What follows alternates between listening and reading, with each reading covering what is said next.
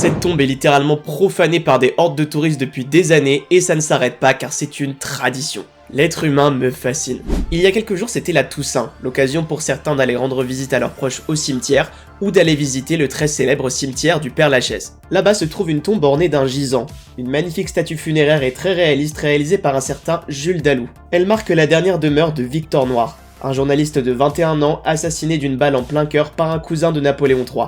Et il y a en fait un mythe autour de cette tombe. Un mythe qui dit que frotter l'entrejambe de Victor ou l'embrasser rendrait les femmes fertiles.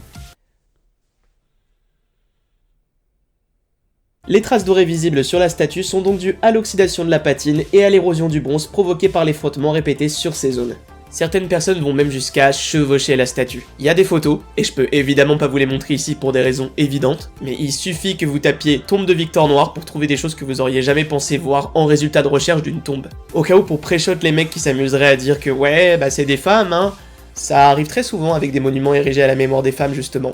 Je pourrais prendre l'exemple de la statue de Dalida, à qui des hommes touchent la poitrine pour attirer la chance, c'est vraiment d'un irrespect profond. Ou encore la statue de Juliette à Vérone. Et il y en a sûrement d'autres, notamment à l'international.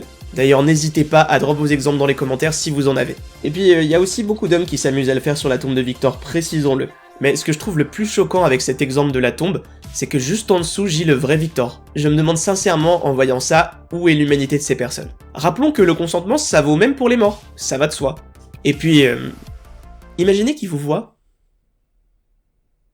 Voilà.